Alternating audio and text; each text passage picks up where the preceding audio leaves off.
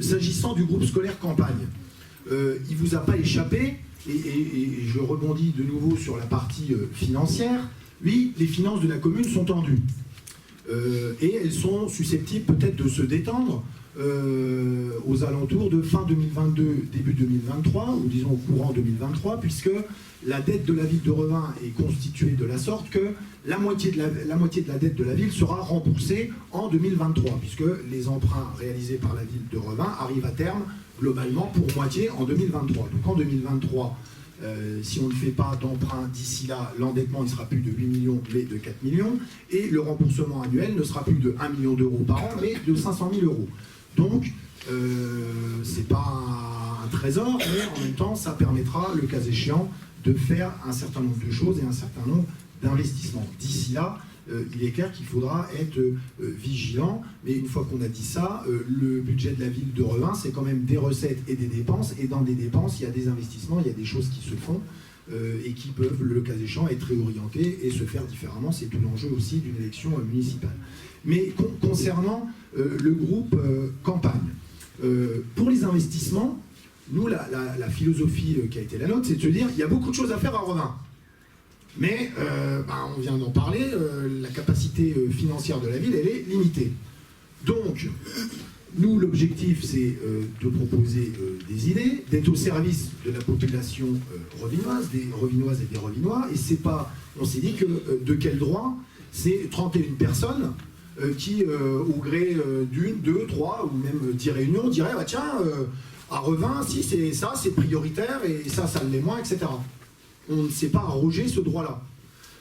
Et au contraire, on se dit qu'il y a beaucoup de choses qui sont importantes, mais il est sans doute encore plus important de demander l'avis aux habitants de Revin. Et c'est pour ça que fin 2019, ça devait être au courant décembre, fin décembre, on a distribué un document où il y avait un questionnaire, où on a listé 15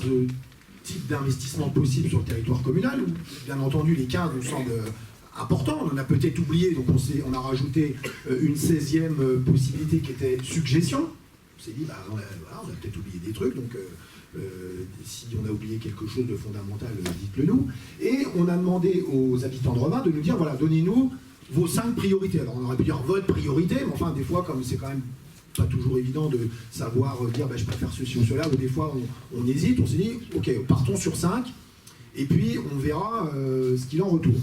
Au départ, je veux dire, naïvement et positivement, on s'était dit, ok, on ouvre ça jusqu'au 10 janvier, puis le 10 janvier, il va y avoir des centaines, non pas des centaines de milliers, mais des centaines de Revinois qui nous auront renvoyé notre questionnaire. Parce qu'il y avait Facebook, Internet, machin, milieu. Mais bon, on a constaté que, oui, il y avait peut-être aussi la période des fêtes de Noël, et que tout le monde n'a pas que ça à penser, que les municipales, c'était sans doute encore très loin, et que peut-être que les sujets...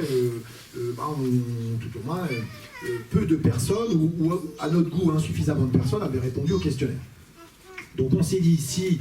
Facebook, Internet, machin, ça ne permet pas d'arriver à un minimum de réponses, et moi je m'étais comme ça, fixé l'objectif d'au moins 500 réponses. Je me dis, si au moins 500 familles de Revin, considérant que, alors peut-être que dans un couple et dans une famille, tout le monde n'a pas les mêmes priorités, c'est une réalité, mais bon, disons, s'il y a 500 membres d'une famille revinoise qui répondent au questionnaire, ça commence à avoir un peu de sens. Donc comme on n'avait pas nos objectifs, eh bien on a repris nos questionnaires sous le bras, et actuellement on frappe aux portes des habitants de Revin pour leur dire, voilà, bonjour, Revin Ensemble pour l'avenir, il y a des investissements à faire sur le territoire communal, c'est quoi vos priorités, dites-le nous. Et on verra,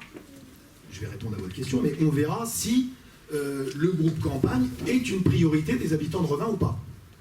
Bon, c'est le premier élément de réponse. Le deuxième élément de réponse, c'est qu'il faut regarder aussi les effectifs. D'accord ? Et comme il ne vous a pas échappé que nous n'étions pas encore élus, et que donc de fait de quel droit nous pourrions interroger l'éducation nationale, et notamment l'inspectrice de l'éducation nationale qui est basée à Revin, pour lui demander, et elle nous donner, compte tenu de son droit de réserve, et qu'elle est fonctionnaire elle-même, enfin pas elle-même, elle est fonctionnaire, elle a une nécessité, une obligation de droit de réserve, de nous donner des chiffres que globalement elle n'est pas susceptible de nous donner. Donc On se dit que avant de partir la fleur au fusil et de se dire ok, on va faire un investissement de 2, 3, 4 millions d'euros, ce qui finalement sera ou serait peut-être le seul investissement possible sur la durée du mandat, eh bien essayons d'avoir un regard intelligent sur les effectifs. Et je crois que, de mon point de vue, une fois qu'on aura l'avis des Revinois sur les priorités d'investissement, qu'on aura des éléments établis officiels sur les effectifs, et que par ailleurs, on aura quand même peut-être on aura peut-être la délicatesse, me semble-t-il, de rencontrer les parents et les équipes pédagogiques, eh bien, de voir au final quel sera le choix proposé et acté par un futur conseil municipal dont nous ne sommes pas encore membres, et c'est vous qui avez cette décision entre vos mains ou dans votre tête à ce stade. Donc, voilà ma réponse, c'est pas une réponse, mais je vous explique la démarche et